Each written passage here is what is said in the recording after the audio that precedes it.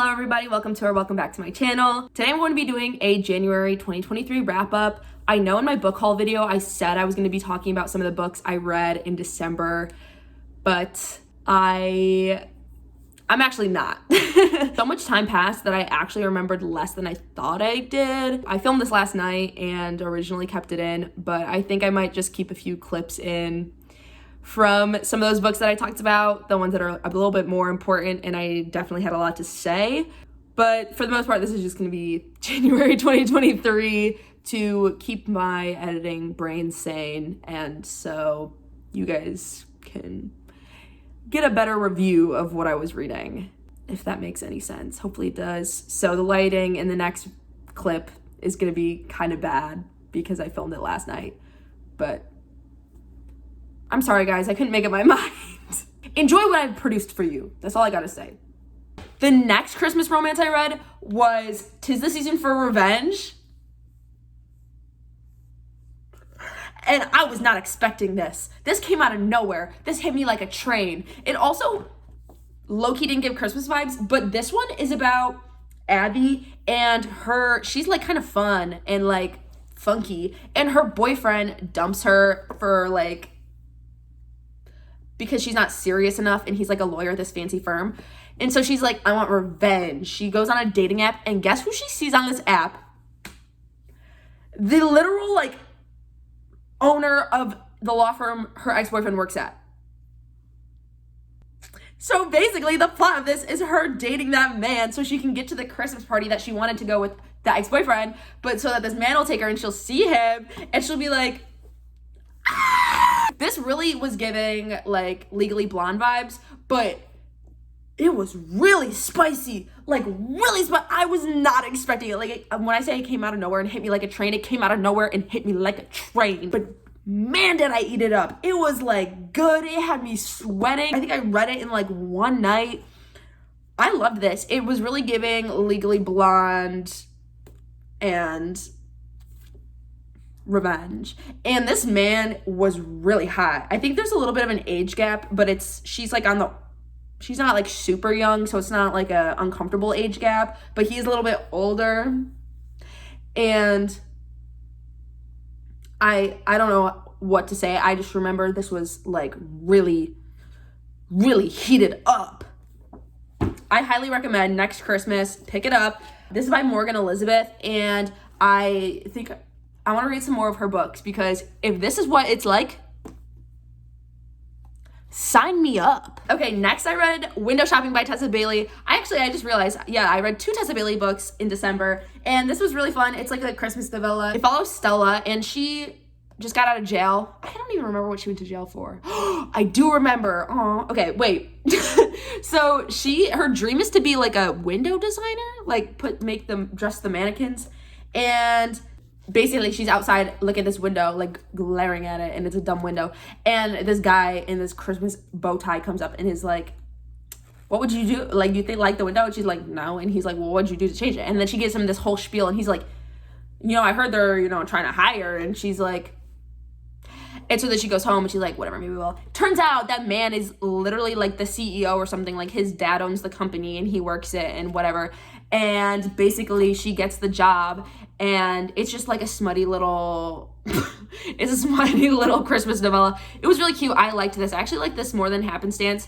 I do really like Tessa Bailey, so I kind of knew I was gonna like it, but I actually thought it was cuter than I expected. I didn't really know what to expect, but whatever I expected, it was better than it. Exceeded expectations.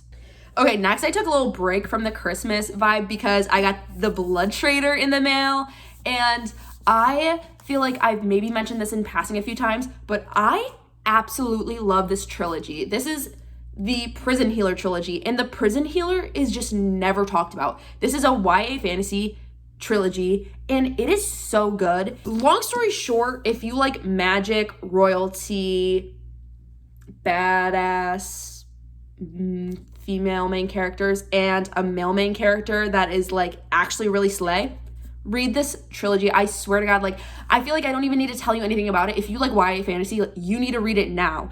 It's so good. I feel like it kind of gives Shadow and Bone vibes, but I think like, if you're someone who's like, I like Six of Crows better than Shadow and Bone, you'll still like this. It's not comparison in the writing style, but more in the story style. Like, oh my god, it is so good. I highly recommend. And this was the last book. I was so happy to finally finish the trilogy. I've been dying to figure out what happened. And the ending was really good, and I really liked it. And please go read it. Like, you really need to read it. We're going to dive into 2022, January. I read 11 books. So, you know, just like a little bit, a lot, but like not like a lot. You know what I mean? Okay.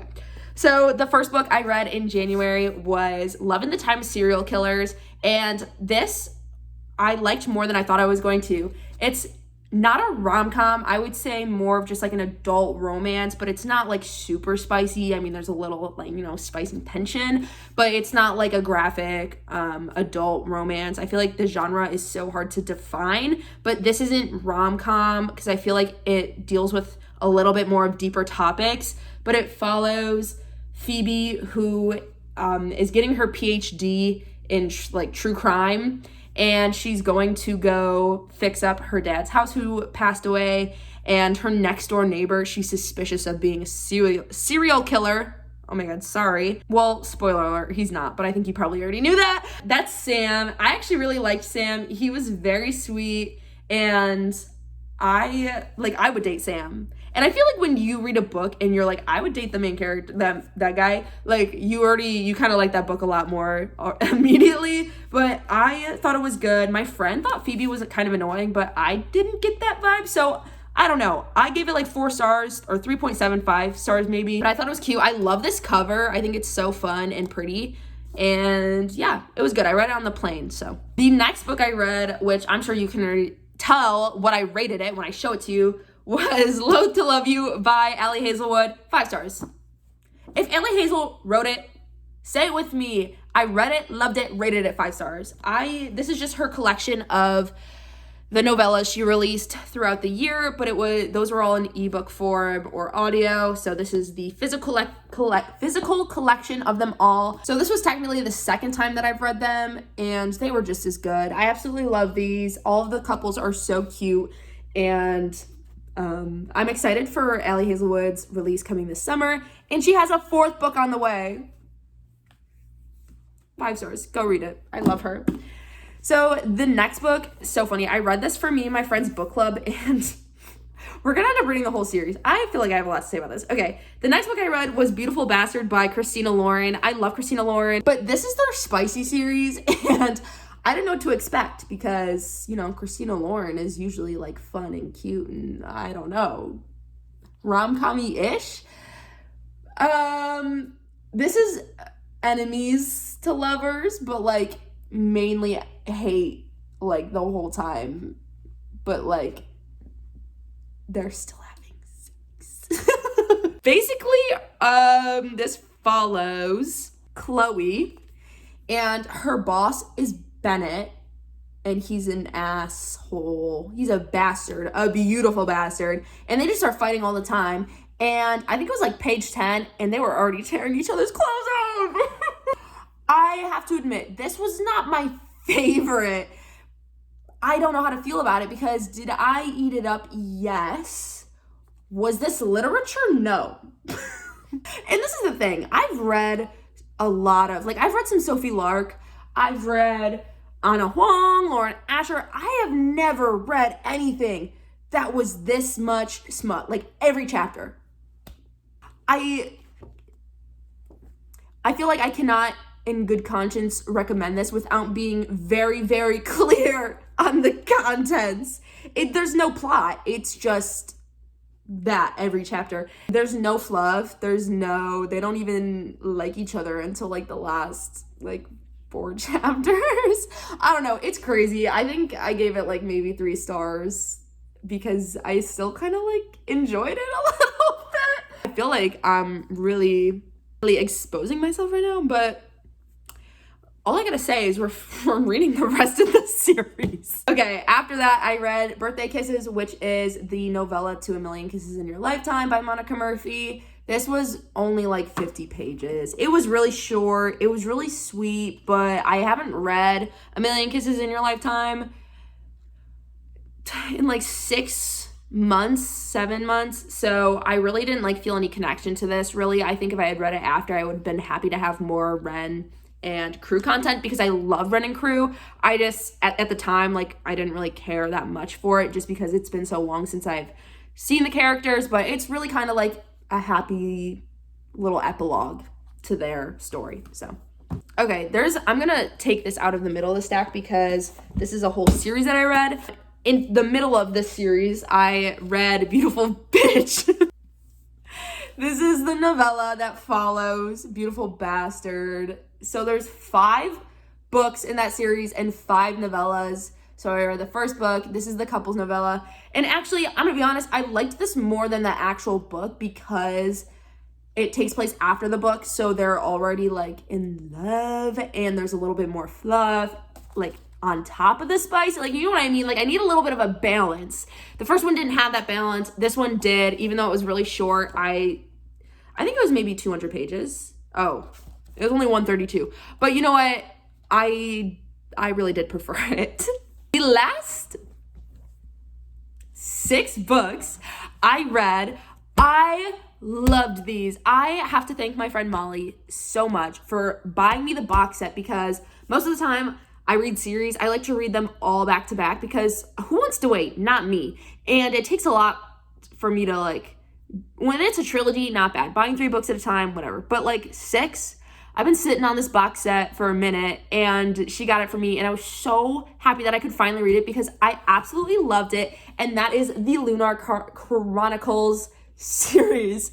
So Cinder, I'm gonna give you, okay, so Cinder follows Cinder, who is a cyborg mechanic, and she helps Prince Kaito with his, oh my god, they were so cute, with his, oh my god, I can't even think, with his android. Oh yeah, his android needs fixing. So he comes to her market and he's like, I'm looking for Lynn Cinder, and she's like, that's me. And he's like, you're the most renowned mechanic in all of, and she's like, yeah. And he's like, I love them so much. They're so cute. There's also a plague going on, and there's this whole, do you know how many plot lines this has? It has so many, but it's so good, and it's so worth it following them all. Like, this book was so good, and I really, like, I just finished this, like, yesterday, so the whole series yesterday, so I feel like I'm still on that high where I'm like, nothing is processing. I'm just, like, reveling in the joy that came with reading this. This book was so good, and then this one follows Scarlet, who's introduced in this book, but it also bounces between her and Cinder. This is supposed to be a Red Riding Hood retelling. It doesn't really give Red Riding Hood vibe. Maybe it does. I don't know. But look at how gorgeous these covers are. I can't. This one's in France. Kind of fun. And then this is Cress's book is next. Cress and Thorn? Stop.